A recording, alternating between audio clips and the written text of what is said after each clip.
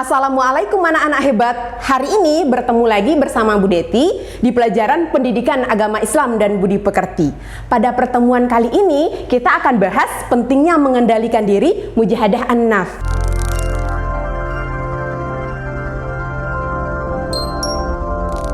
Jadi nak, pentingnya mengendalikan diri mujahadah an-nafs.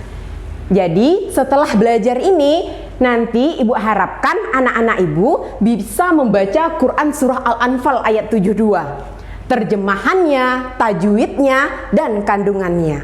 Kemudian yang kedua, anak ibu tahu tentang hadis, tentang kontrol diri. Bacaan hadisnya, makna hadisnya, dan terjemahannya. Oke anak-anak hebat, sekarang kita akan membaca Quran Surah Al-Anfal ayat 72.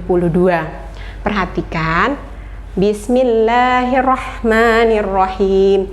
Innalladzina amanu wa hajaru wa jahadu biamwalihim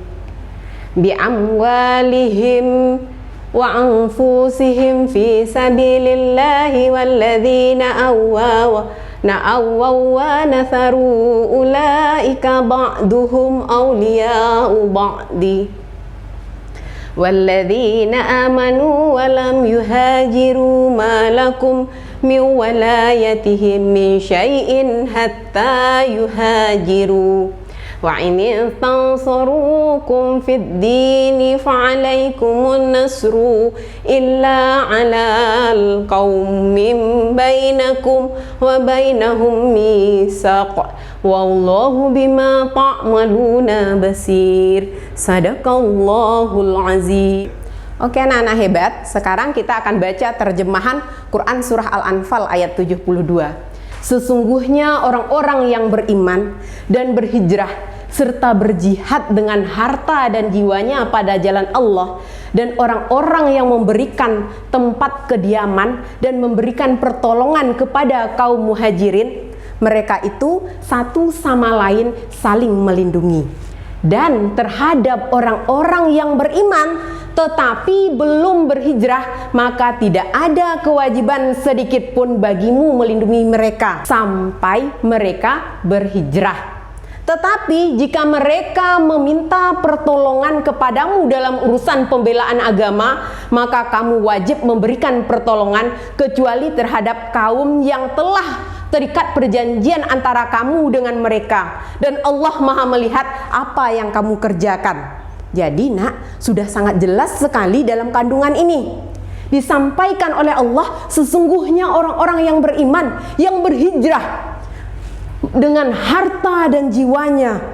Kata Allah nih, orang-orang yang demikian itu orang-orang yang memberikan pertolongan kepada kaum muhajirin, mereka satu sama lain saling melindungi. Tetapi orang-orang yang beriman, mereka belum berhijrah, nggak punya kewajiban untuk melindunginya, kecuali apabila mereka minta pertolongan, itu pun kalau urusan agama. Inilah nak isi kandungannya.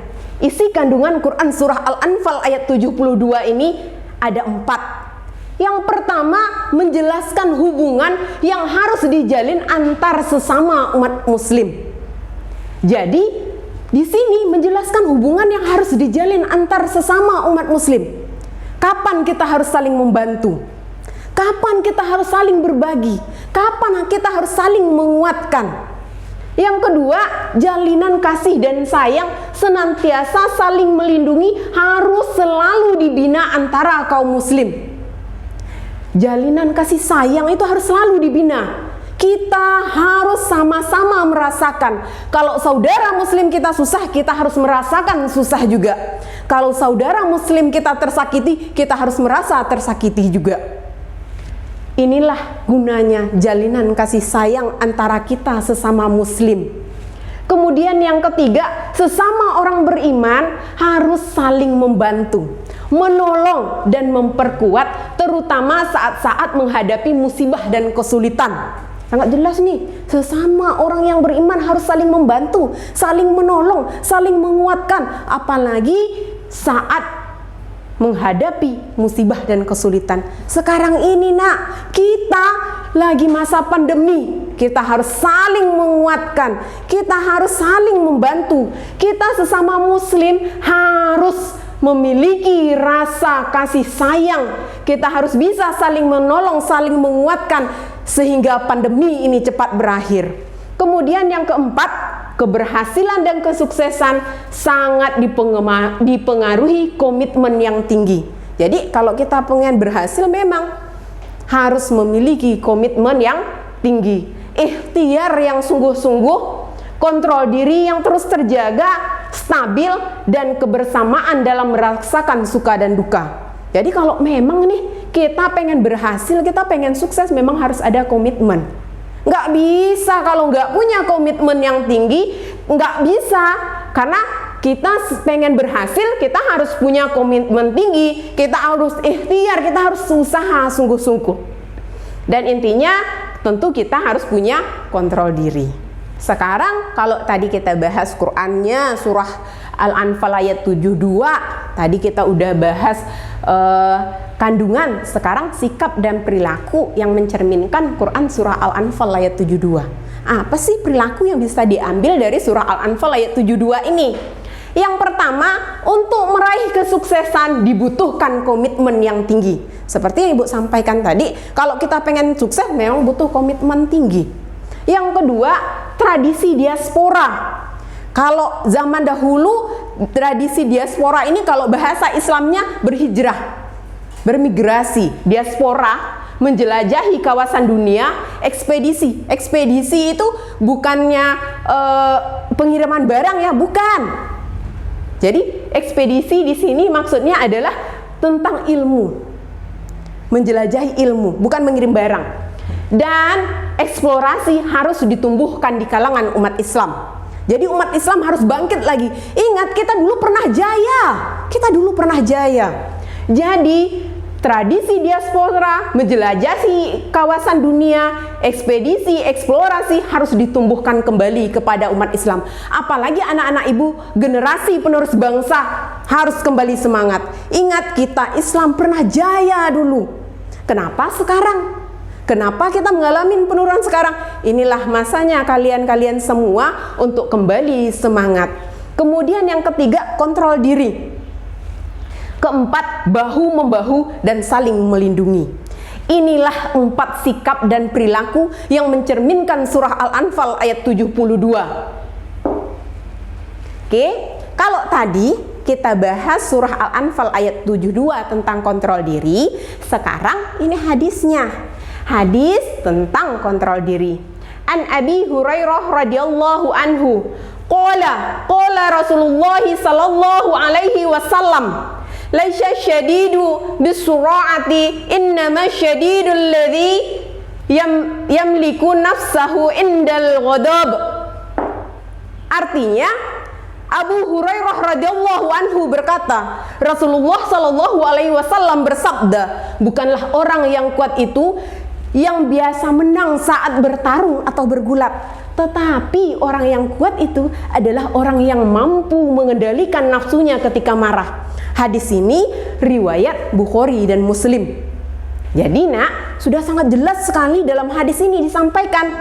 Kata Rasulullah, bukanlah orang yang kuat itu orang yang menang dalam bergulat atau bertarung, tetapi orang yang menang adalah orang-orang yang bisa mengendalikan hawa nafsunya jikalau marah. Tadi itu terjemahan hadisnya.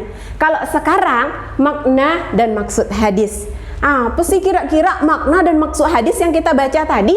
Nih, ada 4 maknanya. Yang pertama, Islam memberi pengertian yang berbeda tentang orang yang kuat dan tangguh. Seperti yang Ibu sampaikan tadi, Islam memberi pengertian yang berbeda antara orang yang kuat dan tangguh. Orang yang kuat dan tangguh itu adalah bukan orang yang menang dalam bertarung atau bergulat, tetapi orang yang bisa mengontrol hawa nafsunya. Mengontrol nafsunya di kala marah, itulah orang-orang yang menang. Kemudian yang kedua, kontrol diri atau mawas diri penting dilakukan ketika meniti kehidupan. Yang ketiga, kemenangan dan keberhasilan hanya diraih oleh orang-orang yang mampu mengendalikan diri, meredam hawa nafsu saat marah. Yang keempat, di dunia hanya dua jalan, yaitu jalan kebenaran dan jalan hawa nafsu. Jadi nak, inilah makna hadis yang kita baca tadi.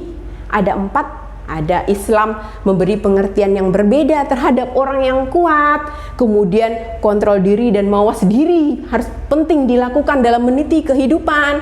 Kemudian kemenangan dan keberhasilan hanya diraih oleh orang-orang yang bisa mengendalikan nafsu amarahnya. Dan terakhir, di dunia itu ada 2 jalan, yaitu jalan kebaikan dan jalan hawa nafsu. Sekarang kamu bisa milih, kamu mau jalan yang mana?